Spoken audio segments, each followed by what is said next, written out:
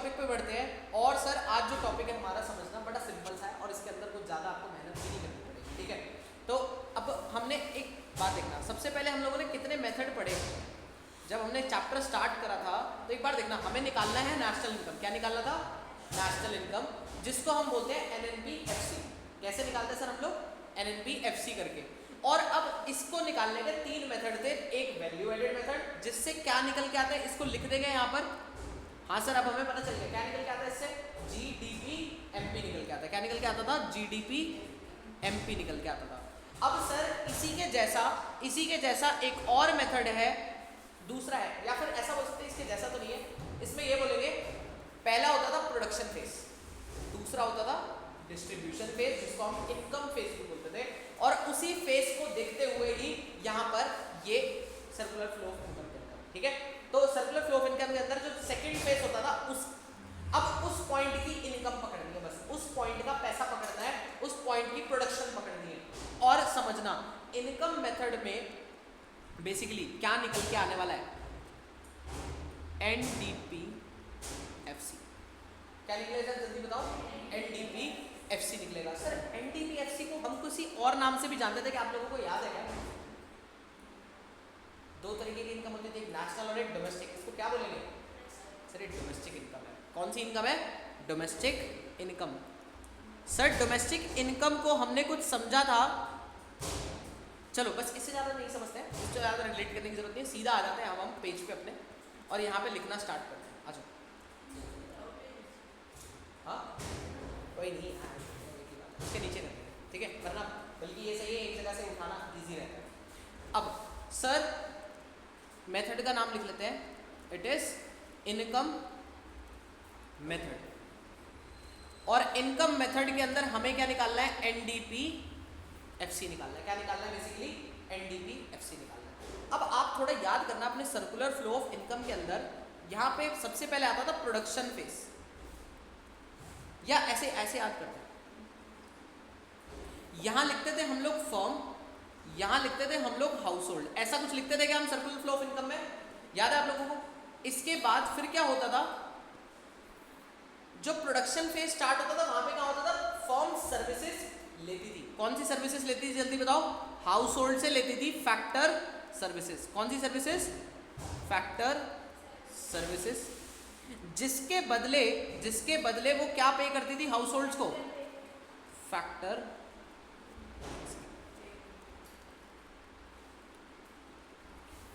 Payment.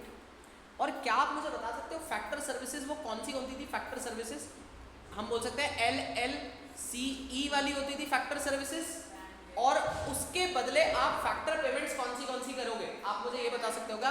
Land के ऊपर जाएगा रेंट, लेबर के ऊपर जाएगी वेजेस एंड सैलरीज बोल देते हैं सर, कैपिटल पे जाएगा इंटरेस्ट, और एंटरप्रेन्योर को क्या मिलेगा? प्रॉफिट। यही सब चीजें हम लोगों ने पढ़ी है। दोबारा एक बार रिपीट करते हैं, हम लोगों ने क्या पढ़ा? सर मैंने कहा कि हमने पढ़ा है, ये पहले चीज पढ़ के आए हुए हैं हम लोग।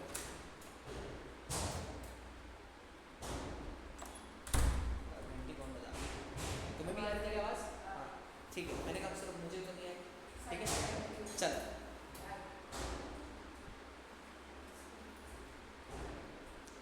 ठीक है, बार बार गेट खोलने से बेटर कैमरा खोल लेता हूँ, देखो ज़्यादा बेटर है।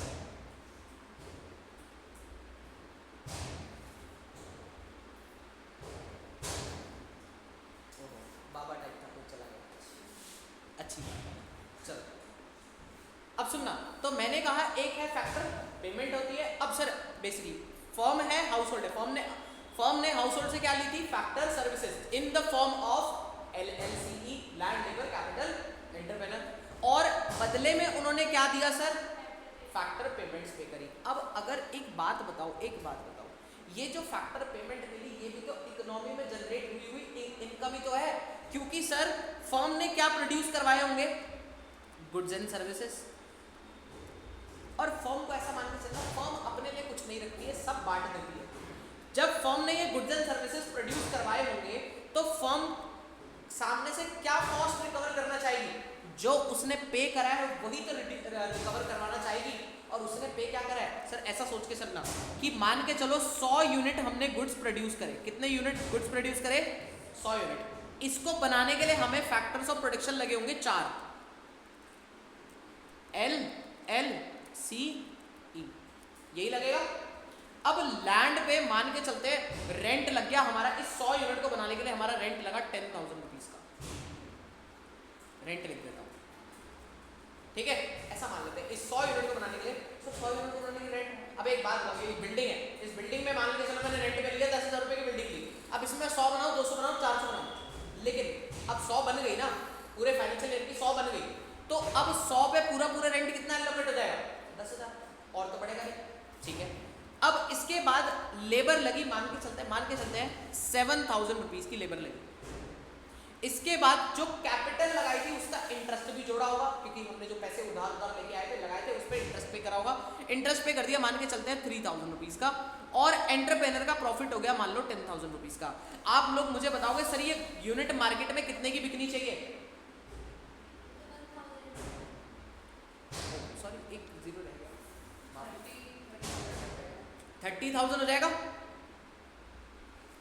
30,000 रुपए की यूनिट हमें मार्केट में क्या करनी चाहिए, सेल करनी चाहिए, यानी कि ये एक तरीके से हमारी क्या आ गई, फैक्टर कॉस्ट आ गई। फैक्टर कॉस्ट बोल लो या इनकम बोल लो, फर्म की तरफ से बोलोगे तो क्या है ये फैक्टर कॉस्ट, और इनकी तरफ से बोलोगे तो क्या है ये फैक्टर इनकम। लेकिन सिर्फ गुड्स की बात हो रही है या सर्विसेज की बात हो रही है? सर्विसेज की। अब एक बात बताओ, ये सर्विसेज प्रोड्यूस करने के लिए ये लोग तो लगते होंगे, लेकिन एक इनकम है एक्स्ट्रा जो यहाँ पर इंक्लूडेड नहीं है, पता है उसको क्या बोलते हैं? यहाँ पर उसको बोलते हैं मिक्स्ड इनकम। क्या बोलते हैं? Mixed income. अब एक बात बताओ, ये जो टीचर पढ़ा रहा है ये क्या एंटरप्रेन्योर में काउंट होगा? This is not counted in entrepreneur. ये जो प्रोफेशनल, जो सीए है या डॉक्टर है या जो लॉयर है, वो सारे किस कैटेगरी के अंदर काउंट होता है? सर प्रोफेशनल की कैटेगरी में काउंट होता है। सर ये प्रोफेशनल कौन होता है? सर प्रोफेशनल वो बंदा होता है जो एक ऑन पेड बेसिस कंसल्टेंसी आपको प्रोवाइड करेगा, एंड उसके लिए वो उसके पास एक स्पेशलाइज्ड डिग्री होगी, वो स्पेसिफिक बॉडी से होगी, और वो आपसे फी चार्ज करेगा। वो फी चार्ज करेगा, वो आपसे कोई सैलरी नहीं लेगा या आपसे कोई इंटरेस्ट नहीं लेगा, वो आपसे फी चार्ज करेगा अपनी सर्विसेज को प्रोवाइड करने के लिए। क्या वो इन चारों में से किसी के अंदर भी इंक्लूडेड है? नहीं सर। और जो यहाँ इन चारों में इंक्लूडेड नहीं है, हम उसको किसके अंदर इंक्लूड करते हैं? मिक्स्ड इनकम के अंदर। इसके अंदर जनरली इनकम ऑफ प्रोफेशनल्स आती है। किसकी आती है? Income of.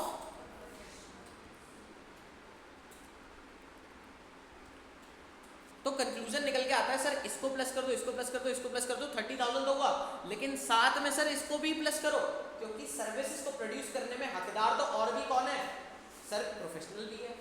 मैंने भी तो सर्विसेज प्रोवाइड करी है सर इकोनॉमी में, तो मैं भी कंट्रीब्यूशन तो दे रहा हूँ, और मेरी इनकम को भी यहाँ पे काउंट करा जाएगा। तो यानी कि मान के चलो कि कोई इस 100 यूनिट को बनाने के लिए हमने ना एक प्रोफेशनल को हायर करा होगा, इसके इंजीनियर भी तो होते हैं, इस टाइप के इंजीनियर वगैरह, वो भी प्रोफेशनल के अंदर काउंट हो जाएगा।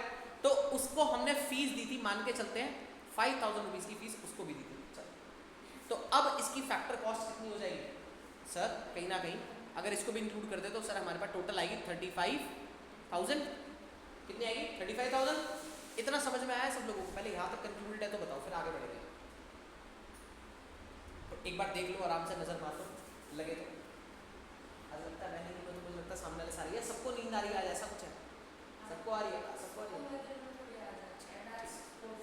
पता नहीं आज मेरे को नींद नहीं आ रही, अब वो नींद मेरी हेडेक में कन्वर्ट हो गई है। खैर छोड़ो। हाँ अब तो हाँ वो थक तक ऐसे लग रहा है जैसे सर में बज रहा हो। ठीक है, धूप है। चलो समझ में आया कैसे? कुछ पूछना है? पूछ लो आराम से। आ रहा है ना? ठीक है, कुछ और डाउट है? अच्छा हाँ, वो बिल्कुल टेंशन मत लो, एक बार बस इस सीरीज को खत्म होने दो, करवा दो, ठीक है। थोड़ा सा मेरे को भी फ्री हो जाने दो, फिर तो तुम्हारा बैकलॉग कुछ रहेगा ही। बस मेरे को 12 मई तक का मोहलत दे दो, उसके बाद बैकलॉग एक भी नहीं छोड़ूंगा, ठीक है। आई नो जिनके पेपर वगैरह है, ठीक है। उसके बाद बेशक मैं सुबह से लेकर शाम तक भी बैठ जाऊँगा, कोई दिक्कत नहीं है, ठीक है। 18 से चलते हैं तो बच गए, ठीक है।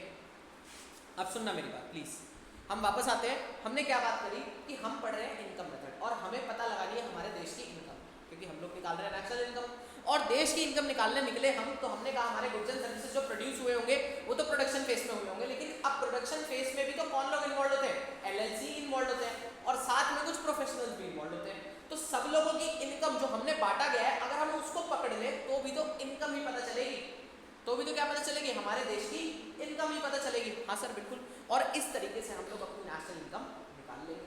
ठीक है, अभी इससे क्या निकल के आएगी, इससे वैल्यू निकल के आएगी किसकी, डोमेस्टिक इनकम, क्योंकि हमने पढ़ा था कि इनकम मेथड से क्या निकल के आता है, एनडीबीएफसी विच इज कॉल्ड, अरे मालिक आप क्या कर रहे हो यहाँ पे, जाओ, डोमेस्टिक इनकम जो कहलाता है सर, डोमेस्टिक इनकम कहलाता है। इतनी बात समझ में आई। चलो अब आगे बढ़ते हैं, अब इसको थोड़ा सा और इलैबोरेटेड वे में लिखते हैं। अब कुछ बस नाम बदलेंगे, पहचान वही रहेगी। क्या बोला मैंने, नाम बदलेंगे, पहचान वही रहेगी, और मैं सारे आइटम आपको समझाता हुआ चलूंगा और याद भी करवा दूंगा। सर हमें निकालना है एनडीपीएफसी। अब हम लोग इनकम मेथड नहीं बोलेंगे, हम क्या बोलेंगे, एनडीपीएफसी, यानी कि इससे हमें ये याद रहेगा इनकम मेथड में क्या निकल के आता है, एनडीपीएफसी निकल के आता है। अच्छा वैल्यू एडेड में क्या निकल के आता था, जीडीपी एमपी। वो ऐसे क्यों याद है, क्योंकि हमने कई बार 100 से ऊपर बार हमने उसको एक ही वर्ड को बोला है ना।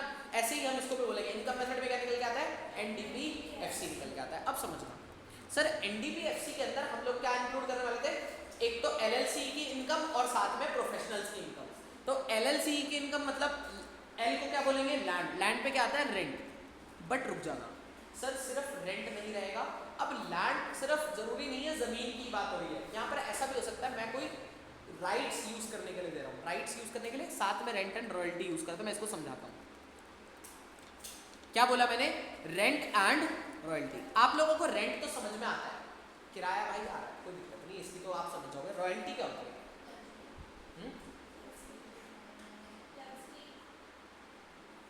मुझे सुनाई नहीं देते, लग्जरी रॉयल्टी होती है, अरे नहीं, वो रॉयल होता है, रॉयल, रॉयल ओनली रॉयल। ठीक है, रॉयल्टी क्या होता है, कुछ अलग थिंग होती है। जैसे मान के चलो, भगवान करे हमारा इंस्टीट्यूट बहुत बड़ा बने, ठीक है,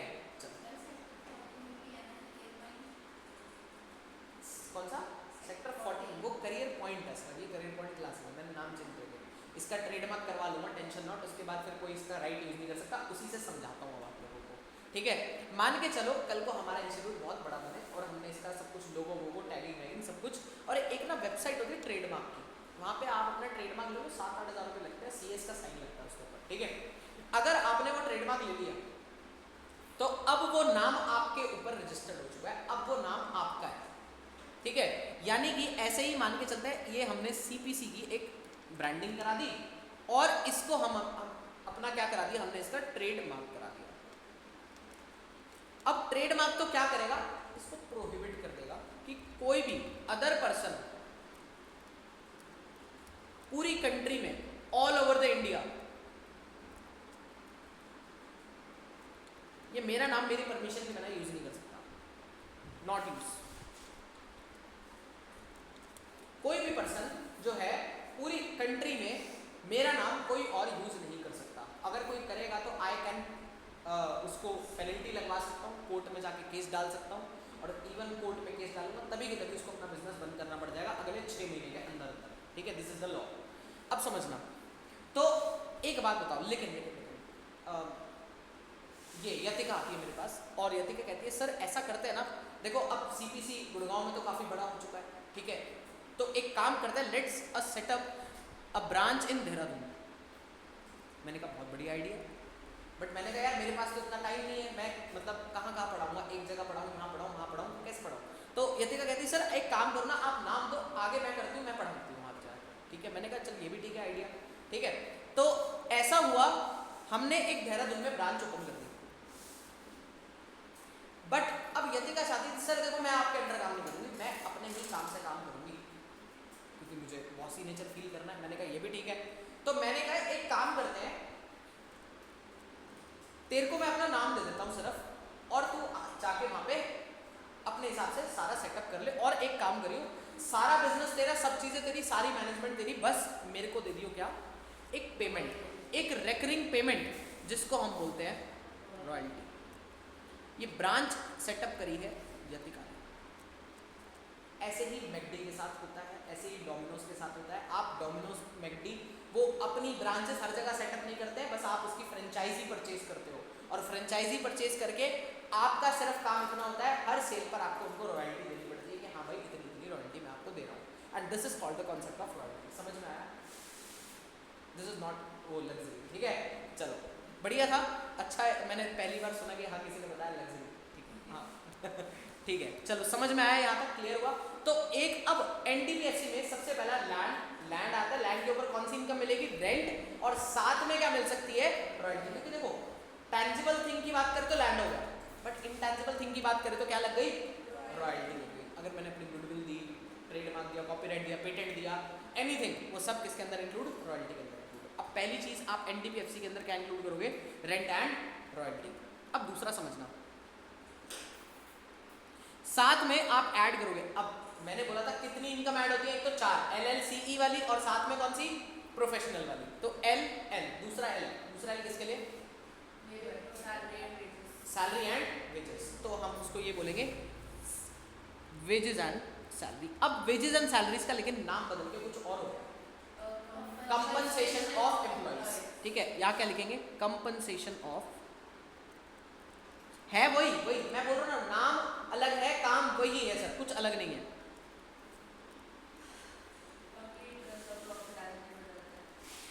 हाँ, बाकी interest profit as it is है। अच्छा सुनना, मैं इसको थोड़ा सा रीस्ट्रक्चर करता हूँ समझाने के लिए। यहाँ पे ना बेटा, वो मेरा नहीं, तुम्हें क्या लगा था? हाँ, एक और ब्रांच है, बट वो इस नाम से नहीं, वो शिक्षण के नाम से है। ठीक है, और वो सेक्टर 49 में है। ठीक है, बट अब मैं वहाँ जाता नहीं हूँ, और मोस्ट प्रॉब्ली आई थिंक मैं उस पार्टनरशिप में है वो मेरी, तो वो मैं पार्टनरशिप से शायद एग्जिट कर जाऊँगा। तो बस पार्टनरशिप की जो मेरी रिम्बर्समेंट आनी बाकी है। ठीक है, बट मैं ऑलरेडी एग्जिट कर चुका हूँ वहाँ से। ठीक है, क्योंकि 2 जगह अलग अलग नाम से चलाना थोड़ा डिफिकल्ट था। फिर मैंने उनसे रिक्वेस्ट करी कि इस नाम, क्योंकि मेरे को इस नाम को आगे लेके जाना, तो मैंने उनसे रिक्वेस्ट करी कि कर लेते हैं चेंज, बट अब वही है ना कि कंसेंट ऑफ माइंड बनना बहुत मुश्किल होता है। तो हाँ, बट कभी टाइम लगा अच्छे से, बट अभी मैं सोच रहा हूँ कि यहाँ पे पहले ध्यान दूँ, क्योंकि जब से मैं वापस यहाँ आया हूँ तो यहाँ की दोबारा से पेस वैसी होगी, वरना यहाँ पे भी बहुत दिक्कतें हो रही थी संभालने में। यहाँ भी मैनेजमेंट इशू आ रहा था, वहाँ पे भी मैनेजमेंट इशू आ रहा था। तो मैंने कहा एक जगह काम करता है। ठीक है, तो अभी कुछ टाइम के लिए मैं एक जगह हूँ, फिर उसके बाद भी अगर मैं एक्सपैंड करूँगा तो मैं अलग तरीके से करूँगा। देखते हैं, वो कुछ और प्लान्स चल रहे हैं। ठीक है, चलो वो आपको देखने को मिल जाएंगे, क्योंकि मई के बाद एक बार एग्जाम क्लियर हो जाएगा, उसके बाद फिर आराम से। चलो, हाँ, मई में बहुत सारे काम अटके हुए हैं मेरे। ठीक है, काफ़ी सारी चीज़ें हैं। चलो, तो रेंट एंड रॉयल्टी की बात हो गई, साथ में कंपनसेशन ऑफ एम्प्लॉय। ये रॉयल्टी को ना ऐसा करते हैं, यहाँ 1 लिख देते हैं, और ये 1 की एक्सप्लेनेशन हो गई। ठीक है, चलो अब दूसरी बात करेंगे, कंपनसेशन ऑफ एम्प्लॉय, उसके नीचे लिखते हैं 2, और 2 की एक्सप्लेनेशन हम यहाँ सीखते हैं कि भाई ये कंपनसेशन ऑफ एम्प्लॉय कौन सी बला है। देखो, अगर क्वेश्चन में डायरेक्टली कंपनसेशन ऑफ एम्प्लॉय दे रखा है तब तो भाई डायरेक्ट उठा लो। ठीक है, अगर डायरेक्टली दिया तब तो डायरेक्ट उठा लो, लेकिन तो मैं यहाँ लिखूंगा अभी ये चीज़ कि इफ शॉर्ट फॉर्म में लिख दूँ COE, directly given in question,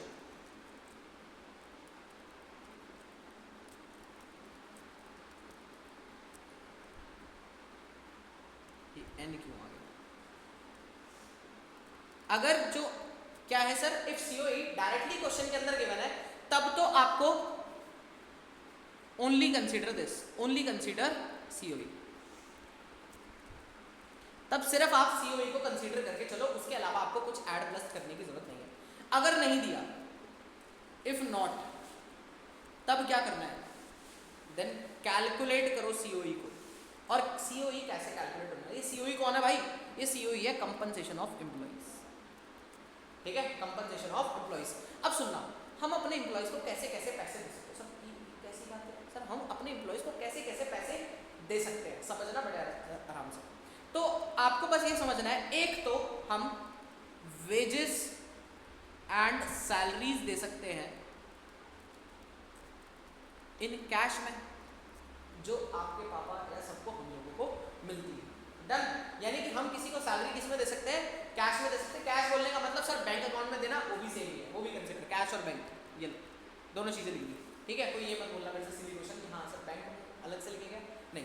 तो wages and salaries in cash और वेजेस एंड सैलरीज इन, अब दूसरा आता है wages and salaries in kind. दूसरा क्या है? Wages and salaries in kind. Sir ये काइंड का मतलब क्या है? सर मेरे ना, अगर मान के चलो मेरी ना जॉब लगी गूगल में, या चलो मेरी क्या, ये रिया की लगी, गूगल में जॉब लगी, ठीक है, और अच्छी पोस्ट पे लगी, ठीक है, पहले छोटी पोस्ट पे लगी थी, देन प्रमोट होते होते ये प्रमोट हो गए कहीं ना कहीं इसकी सीएफओ की पोस्ट पर गई। सीएफओ की पोस्ट कौन सी होती है? चीफ फाइनेंशियल ऑफिसर होती है, ठीक है, चलो अच्छी पोस्ट होती है, काफ़ी बड़ी पोस्ट होती है, जहाँ पे कहीं ना कहीं आप एक ओनर के टाइप से ही प्ले कर रहे होते हैं वहाँ पर, ठीक है, उस ब्रांच के तो ओनर के टाइप से आप प्ले कर रहे होते हो। तो इसकी जॉब लगी as a CFO in Google. अब उसके बाद गूगल पता क्या करता है, सिर्फ आपको एमिनिटीज, सिर्फ सैलरी नहीं देता है। अब सैलरीज में तो आपको इसकी सैलरी का पैकेज लगा, मान लो इसको जो मंथली इन हैंड सैलरी आती है वो आती है, let suppose 3 lakh rupees, 3 lakh रुपए तो पर मंथ जो है इसको इन हैंड कैश में सैलरी आती है। इसको तो कहाँ इंक्लूड करेंगे सर? ये तो चली जाएगी यहाँ पे wages and salaries in cash. लेकिन लेकिन लेकिन साथ में क्या बात हुई, इसको ऑफिस से कार गिफ्ट हुई, मर्सिडीज, ठीक है, कैसे ख्वाब दिखा रहे, जिसकी कॉस्ट थी एटलीस्ट 50 लाख रुपीस की, ये ऑफिस से कार गिफ्ट हुई है इसकी, ठीक है, कार गिफ्ट हुई है या एज अ, अब ये गिफ्ट कुछ नहीं होता, ये एक्चुअली इसकी सैलरी का पार्ट होता है, ठीक है, ये सैलरी का पार्ट है। इसने बोला कि हाँ भाई मैं, अब कुछ लोग जुगाड़ बनाएंगे, यार इतनी सैलरी है कैसे टैक्स बचाएंगे, तो कुछ लोगों ने जुगाड़ बनाया कि ऐसे मर्सिडीज ले, लेकिन ये भी टैक्सेबल होता है in the head of perquisites, ठीक है, खैर तो वो अलग चीज़ हो गई। 50 लाख रुपए की गाड़ी मिली, बताओ इसको कहाँ इंक्लूड करूँ? Wages and salaries in kind, ये जाके कहाँ इंक्लूड हो जाएगा? Wages and salaries in kind में, मतलब चीज़ों में। सर ज्वेलरी मिल गई, कुछ पेंटिंग्स मिल गई, कोई वॉचेस मिल गई, ये सब चीज़ कहाँ पे इंक्लूड होगी? Sir wages and salaries in kind के अंदर। अब मेरी बात ध्यान से सुनना, इसका पैकेज लगा हुआ था, मैं आपको कुछ और भी समझा रहा हूँ। हेलो, हाँ जी बोलो, आई नहीं यार, अब तो निकल गई क्लास, ऑलमोस्ट छुट्टी करने वाला हूँ। हाँ देख लो,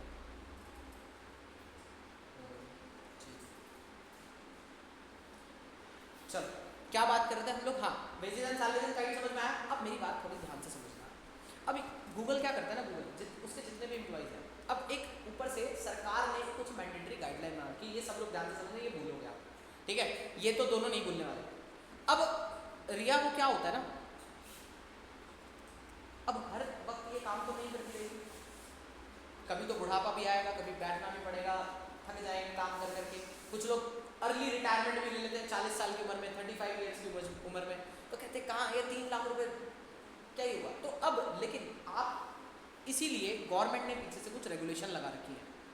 गवर्नमेंट की रेगुलेशंस क्या है समझना मेरी बात। गवर्नमेंट क्या कहती है, या गवर्नमेंट की बोलो या कंपनीज की भी रेगुलेशंस होती है, कुछ अपनी कंपनी वॉलंटरली करती है, कुछों के ऊपर गाइडलाइंस होती है कि करना ही करना है, ठीक है। तो अब गवर्नमेंट हो सकती है या कंपनी खुद से भी चाह सकती है कि हमारा एम्प्लॉय बुढ़ापे में परेशान ना हो। अब बुढ़ापा कब आता है सर? रिटायरमेंट पर आता है। कब आता है? रिटायरमेंट पर आता है, ठीक है। तो अब साथ में इसकी कंपनी ने, यानी कि इसके लिए पता क्या करती है वो, इसके लिए इसके ईपीएफ में, ये क्या होता है ईपीएफ, मैं ऐसे पूरा लिखता हूँ, एक एम्प्लॉय प्रोविडेंट फंड के नाम की स्कीम होती है। जिन लोगों के भी घर में जॉब करते होंगे वो पीएफ कटता होगा, उन लोगों को पता होगा, ठीक है। तो सर जिनके घर में बिजनेस वाले हैं उनको नहीं पता होगा, हाँ अगर 20 से ऊपर एम्प्लॉयज उनके बिजनेस में है तो उनको फिर पता हो सकता है, क्योंकि उनके वो काटते होंगे, ठीक है। चलो, तो एम्प्लॉय प्रोविडेंट फंड, ये नाम याद करने हैं भाई आपको, ठीक है, तो इसलिए मैं आप लोगों को थोड़ा डिटेल में समझा रहा हूँ। एम्प्लॉय प्रोविडेंट फंड के नाम का कुछ ऐसी बातें आपकी हो सकती है, और इसके नाम का पीएफ पता कितने का कटता है? 50,000 रुपये पर मंथ ये भी कटता है। मुझे एक बात बताना, ये ओवर एंड अबव 3 लाख है या फिर उसी के अंदर है? नहीं, उसके ओवर एंड अबव अलग से। वैसे जो कंपनीज में पैकेज जो बोलते हैं, पैकेज के अंदर होता है, लेकिन इन हैंड सैलरी के एक्सक्लूजन में होता है। और मैं आपके साथ अभी इन हैंड सैलरी मैंने लिखा है ना, इन हैंड, ठीक है। लेकिन अगर आपको आपके घर वाले बताएं कि हाँ भाई मेरा ना 9 लाख का पैकेज है, तो उस पैकेज के अंदर पीएफ का पैसा भी इंक्लूडेड है। Even this perquisites also included, इसको परक्यूजिट्स बोलते हैं, ठीक है। तो wages and salaries in cash in kind, और ये जो भी चीज़ है, ये प्रोविडेंट फंड नाम की, इसको कुछ कैटेगरी बोलते हैं, अभी करेंगे, इसको कैटेगराइज करेंगे। अब समझना, एम्प्लॉय प्रोविडेंट फंड में इसके कितने पैसे डल गए? 50,000 रुपये। इसकी टोटल सैलरी कितनी हो गई? अगर इन मतलब पैसों वाली बात करें 3 लाख ये और 50,000 रुपये हर महीने की ये मिलते हैं, तो 3.5 लाख रुपये इसकी सैलरी हो गई।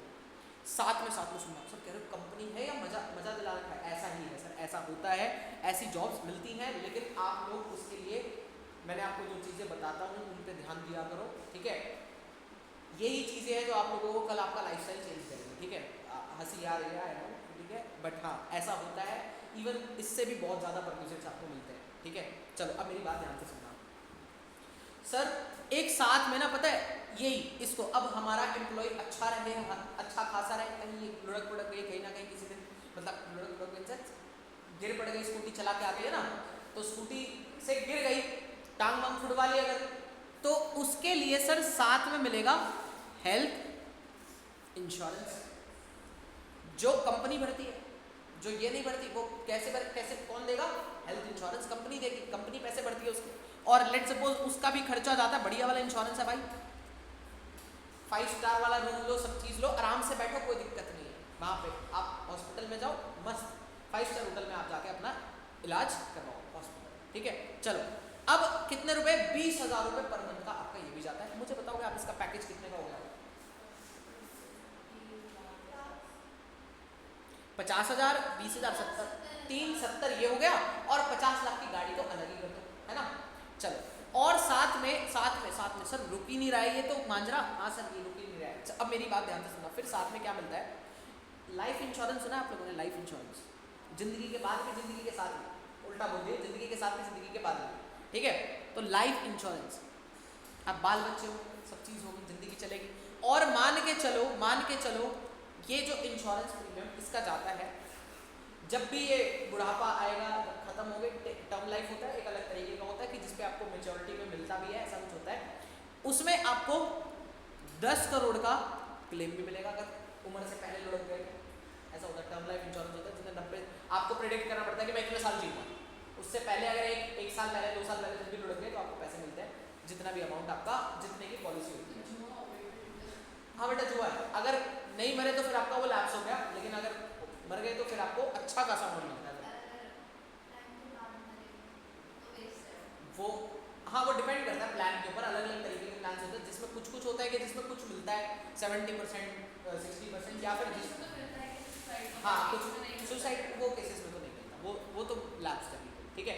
उसमें भी कुछ वैल्यूज होती है, सरेंडर वैल्यू होती है, जितना पैसा आपने डिपॉजिट कराया उससे थोड़ा सा कुछ कम करके मिल जाता है।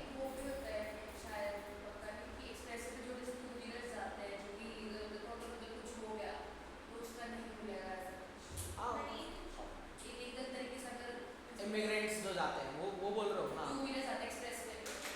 हाँ वो आपने अगर वो कुछ गड़बड़ कर रखी है वो तो ऑब्वियसली वहाँ पे कहीं ना कहीं आपका क्लेम अटक सकता है, ठीक है। बट हाँ नेचुरल वे में अगर जा रहे हो तो कोई दिक्कत नहीं है। तो चलो खैर हम लोगों ने जाने की बात नहीं करी, हमने तो बोला ये 10 करोड़ की पॉलिसी दी गई है और इसका भी इंश्योरेंस प्रीमियम जाता है महीने का 10,000 रुपये का भाई।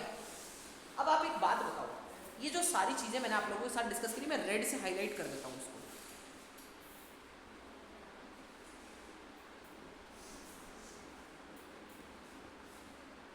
और कुछ था क्या? हाँ बस ये जो ऐसी अलग अलग तरीके की वे में, ये सारी आपकी लाइफ सिक्योरिटी के लिए थी क्या? इसको हम पता क्या बोलते हैं? इसको बोलते हैं सोशल सिक्योरिटी। क्या बोलते हैं इसको? Social security. मतलब आप अपने समाज में खुले तरीके से जी सको, आपको कोई परेशानी ना हो, और इसको हम इस टाइप की कैटेगरी को हम क्या बोलते हैं? Social security schemes. क्या बोलेंगे इसको? Social security schemes. These are social security schemes होती है। ये वर्ड याद हुआ? अच्छा हाँ ये मैथ्स में पढ़ा है। कहाँ पे पढ़ा? मैथ्स में एक तो टैक्स वगैरह वाला एसएसएस आता है। हाँ ईएसएस वही है, employ contribution to social security scheme, ठीक है। ये बेटा आपने मैथ्स में नहीं पढ़ा होगा, आपने इको में पढ़ा होगा, आपने स्कूल में पढ़ाया होगा, ठीक है। चलो अब सुनना मेरी बात, लाइफ इंश्योरेंस, हेल्थ इंश्योरेंस और कहीं भी एम्प्लॉय प्रोविडेंट फंड इस टाइप से कुछ लिखा हुआ मिल जाए आप लोगों को, तो these are the things which is sir ये सोशल सिक्योरिटी स्कीम्स कहलाते हैं। क्या कहलाते हैं जल्दी बताओ? सोशल सिक्योरिटी स्कीम कहलाएंगी। तो आप याद रखना, मैं थर्ड पार्ट आपका यहाँ पर लिख रहा हूँ। अब इसमें जो एम्प्लॉय ने कंट्रीब्यूशन करा है अपना, सर क्या बात कर रहे हो? एक मिनट, आपने कुछ गलत लिख दिया है शायद।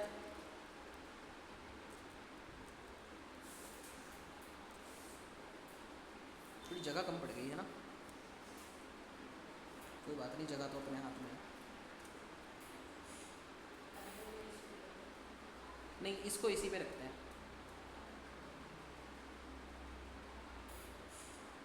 चलो, employ contribution to social security scheme, क्योंकि मैं अगले पेज पे एक समरी फाइनल बनाऊंगा ना, तो इसको सर एक मिनट, सोशल सिक्योरिटी स्कीम सब लोगों को समझ में आया कि ये लाइफ इंश्योरेंस हो सकता है, कोई हेल्थ इंश्योरेंस हो, कोई ईपीएफ के कंट्रीब्यूशन जा रहा है इस टाइप से कि आपकी सोसाइटल हेल्थ सही रहे, है ना। अब उसका कंट्रीब्यूशन लेकिन कौन कर रहा है, एम्प्लॉयर या एम्प्लॉय? एम्प्लॉय जो कर रहा है सर, एम्प्लॉय। तो ये हम थोड़ी कर रहे थे, ये जो ईपीएफ में 50,000 कंट्रीब्यूट किए थे तो एम्प्लॉयर कर रहा था ना, ये हम थोड़ी कर रहे थे, हम जमा कराते हैं क्या। यहाँ पे पता क्या बात हो रही है, आपका पैकेज तो पूरा ही है, बस आपको मिल नहीं रहा, पैसा तो आपका ही जा रहा है, एम्प्लॉयर का थोड़ी जा रहा है। देखा जाए तो आपने जो काम करा उसके बदले ही आपको वो पैसे मिल रहे हैं, बट उसमें से आपने क्या करा, 50,000 रुपये वहां पर डलवा दिए थ्रू एम्प्लॉयर के। डन होगी बात, समझ में आ गया क्या? पीएफ में ये होता है बेटा, आपके पैसे जुड़ते रहते हैं, उस पर इंटरेस्ट मिलता है, थोड़ा अच्छा इंटरेस्ट मिलता है, ठीक है, 8% के आसपास मिलता है, तो वो भी कम कर दिया और वो जुड़ता रहता है। 7 से 8% के बीच में रहता है। नहीं बेटा इतना नहीं, हाँ 7 से 8%।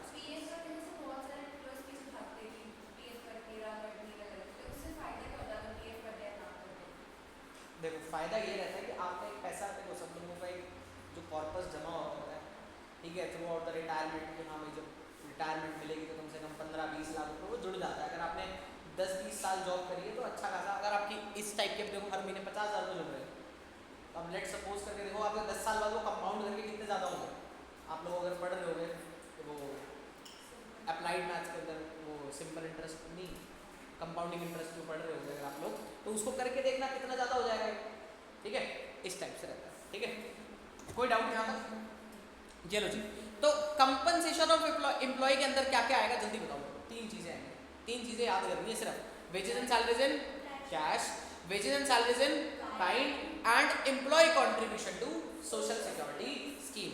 तो ये आप बस याद रख लेना, ठीक है। ये लास्ट वाला वर्ड याद करने में दिक्कत आती है थोड़ी सी, अदरवाइज तो हो जाता है काम, कोई दिक्कत नहीं है। ये मैं इसको थोड़ा ऐसे करता हूँ, दूसरा ये हो गया और तीसरा मैंने मेन चीज़ों को हाईलाइट कर दिया और बची हुई चीज़ें ऐसी रहेगी, ठीक है, वो सिर्फ एक्सप्लेनेशन है। कोई डाउट यहाँ तक? तो सीओई के अंदर 3 चीज़ें आएंगी, ठीक है। अब वापस आ जाते कहीं पे थे हम, एनडीपीएफसी निकाल रहे थे हम लोग। एनडीपीएफसी निकालते टाइम हम लोगों ने रेंट एंड रॉयल्टी समझा, एक तो दूसरा समझा हमने कंपनसेशन ऑफ एम्प्लॉय, और उसके अंदर अगर वो डायरेक्ट दे रखा तो वही ले लो, नहीं दे रखा तो फिर 3 चीज़ें ऐड करो, कैश, काइंड और employ contribution to social security scheme. अब आगे आ जाते हैं सर, हम इसको याद कैसे करते हैं, LLCE, सी पे क्या आता है, कैपिटल का इंटरेस्ट, अब उसकी इनकम क्या होगी, इंटरेस्ट, तो हम यहाँ पे ऐड करेंगे इंटरेस्ट। अब इंटरेस्ट ही रहेगा, इसके अंदर कोई फर्दर बाइफर्केशन नहीं है। कैपिटल पे इंटरेस्ट आता है और इसकी कोई फर्दर बाइफर्केशन नहीं है। अगली बात करते हैं, लास्ट क्या रह गया, एंटरप्रेन्योर को क्या मिलेगा, प्रॉफिट। अब प्रॉफिट को ऐसे ही लिख दो यहाँ पर, या तो प्रॉफिट आ जाएगा, लेकिन अब प्रॉफिट के होते हैं 3 हिस्से, ये याद रखना, ये अकाउंट्स में भी काम आएगा, अभी भी काम आएगा, मैं आपको अभी बोल रहा हूँ, ये अकाउंट्स में भी काम आएगा और अभी भी काम आएगा, ठीक है। चलो, ये प्रॉफिट की जो मैं आपको बाइफर्केशन सिखाऊंगा, तो इसको दे देते हैं नंबर 3 एक्सप्लेनेशन। नंबर 3 एक्सप्लेनेशन पे चले, सिंपल है, ज़्यादा कुछ नहीं है इसके अंदर, ज़्यादा नहीं है।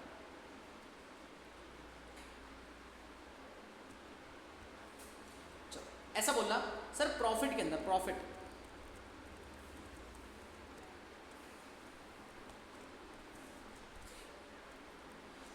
कौन कमाता है, एंटरप्रेन्योर कमाता है, बिल्कुल मान लेते हैं ये रहा। ऐसा माने एंटरप्रेन्योर एक फर्म है, ऐसा बोले, ये बिजनेस चलाता होगा, ऑब्वियसली बिजनेस चलाता होगा, ये वही बंदा है जो फर्म को रन करता है ना। तो अब मेरी बात समझना, फर्म क्या करती है अपने प्रॉफिट के साथ, आप लोग खुद सोचना, आप एम्प्लॉयमेंट पर है ना, आप गूगल के एम्प्लॉय नहीं, आप गूगल के मालिक, या फिर आप ऐसा मान के चलो आप कोई अपना बिजनेस रन करते हो, ठीक है। अब रन करते हो तो आप लोगों ने मान के चलो, वो जो आपने अरेंजमेंट करा, लैंड, लेबर, कैपिटल को जो पेमेंट करना था वो तो आप लोगों ने ही करा होगा, लेकिन जो बच गया अमाउंट वो आपका प्रॉफिट है, बैलेंस शीट में प्रॉफिट। लेट सपोज सब चीजें बांटने के बाद आपके पास बचे 100 करोड़ रुपए। कितने बचे? 100 करोड़ रुपए बचे और दिस इज योर प्रॉफिट। लेकिन अब यहां पे भी वही सेम बात, if profit is given in question then only consider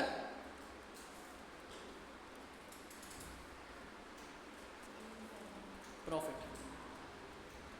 clear है? अगर आपको क्वेश्चन में क्या गिवन है, जल्दी बताओ, आपको क्वेश्चन में क्या गिवन है? प्रॉफिट गिवन है। अगर आपको क्वेश्चन में प्रॉफिट गिवन है तो आपको सिर्फ यही कंसीडर करके चलना है और कुछ आपको सोचने की भी जरूरत नहीं है, देखना ही नहीं है, उठाओ और उसके अंदर जाके लिख दो। लेकिन अगर प्रॉफिट नहीं दिया है तो फिर आपको प्रॉफिट को कैलकुलेट करना पड़ेगा और इसके लिए आपको पता होना चाहिए कि प्रॉफिट के साथ क्या क्या होता है। हवा लग रही है, गर्मी नहीं लग रही वैसे, मतलब सर्दी नहीं लग रही, बट छींक आने बोली। खैर, अब समझना, सर मैंने कहा 100 करोड़ का आपके पास क्या आया? प्रॉफिट आया। 100 करोड़ के प्रॉफिट का आपने क्या करा होगा, मुझे आप बता सकते हो? कुछ बचा के रख सकते हैं हम लोग कि आगे भी तो बिजनेस करना है, दोबारा भी तो करना है, बट पहले बचाओगे या पहले तो देखो जो जो ऑब्लिगेशंस होंगी, सबसे पहले ऑब्लिगेटरी चीजें हम खत्म करते हैं। एक बात बताओ, सबसे पहले तो गवर्नमेंट खड़ी हो जाएगी आपके पास आके और गवर्नमेंट पता आपसे क्या मांगेगी? ला भैया टैक्स देते, जिसको बोलते हैं कॉर्पोरेट टैक्स। क्या बोलते हैं?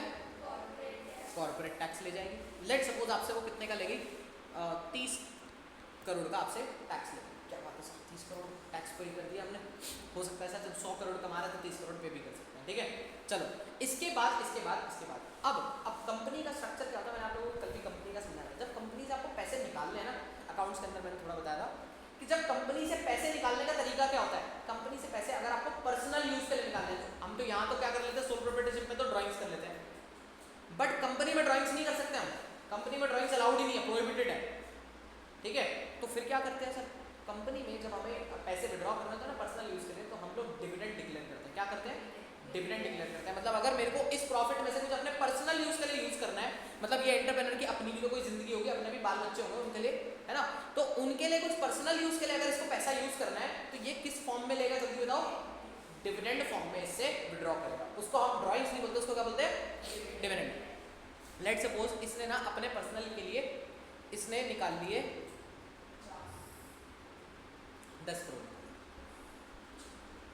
बहुत है। ये सोचता था कि 10 करोड़ मेरे लिए पर्सनल के लिए, और होते भी बहुत है, एक बंदे पर्सनल यूज के लिए क्या ही चाहिए, है ना।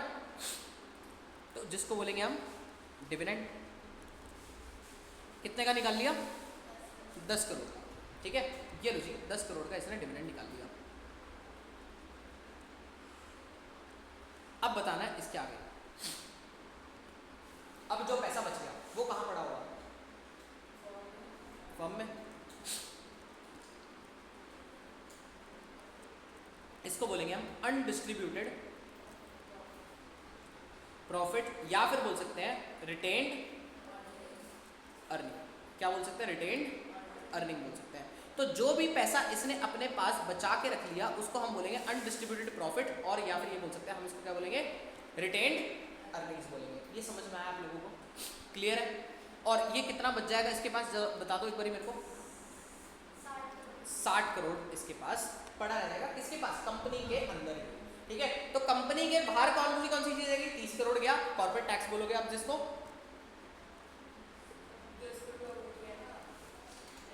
30 करोड़ हो गया, डिविडेंड हमने बांट दिया, और ये। अब एक बात बताओ, अगर आपको ये 100 करोड़ कैलकुलेट ये क्वेश्चन में ना दिया होता तो आप इन तीनों को प्लस करके भी निकाल सकते हो क्या? हाँ सर, हम इन तीनों को प्लस करके भी निकाल सकते हैं। इसलिए कंक्लूजन निकलता है if profit is given in question then तो प्रॉफिट कंसीडर कर लो, इफ नॉट तो क्या करो? कैलकुलेट कर लो प्रॉफिट। कैसे कैलकुलेट करोगे? इज इक्वल्स टू, सर एक तो कॉर्पोरेट टैक्स ऐड कर देना, साथ में और क्या ऐड करोगे? डिविडेंड ऐड कर देना, और साथ में अनडिस्ट्रीब्यूटेड प्रॉफिट या फिर रिटेन्ड। मैंने ऊपर क्लियरिटी में लिख रखा है तो इसलिए यहां पर मैंने थोड़ा ऐसे रख लिया, ठीक है। ये आपका फॉर्मूला बन गया फाइनल, ठीक है, कि प्रॉफिट नहीं दे रखा तो, और साथ में समझ में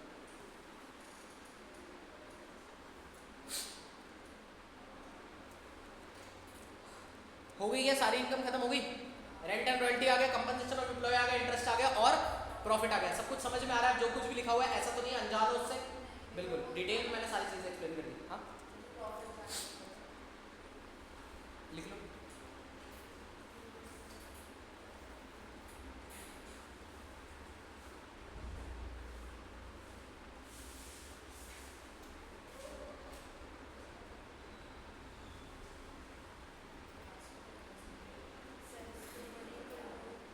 क्या कर दूँ? ठीक है, और पहले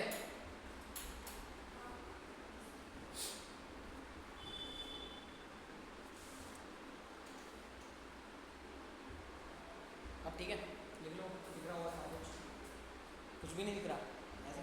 अच्छा दिख रहा है।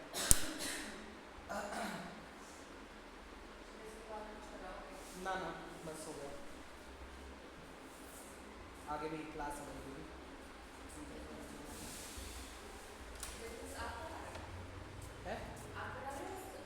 निशान कितने सब्जेक्ट पढ़ाऊंगा? अभी केशु पढ़ रही है, एक बच्ची और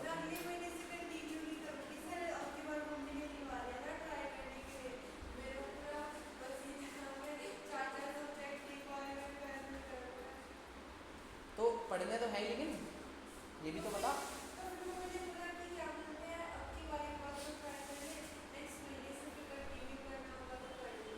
अरे वो कोई दिक्कत नहीं है, बट तुम लोगों ने कैसे मैनेज करना है वो तो तुम देखोगे।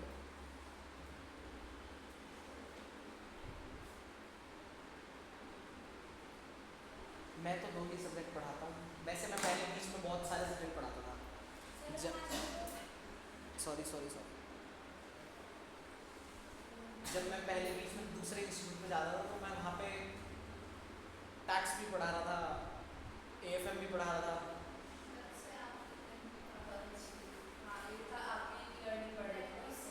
हाँ लर्निंग प्रैक्टिस बढ़ गई, लेकिन बोर्ड भी तो लगी थी। 12-12 घंटे बैच लेता था मैं एक दिन में। सुबह लेने स्टार्ट करता था और शाम को 9 बज जाते थे। तो और मेरी बैंड मिलती थी बस, मैंने कहा नहीं किया इतना तो मेरे बस नहीं। मतलब ये सही है, 2-4 घंटे कर लो, 5 घंटे पढ़ा दो,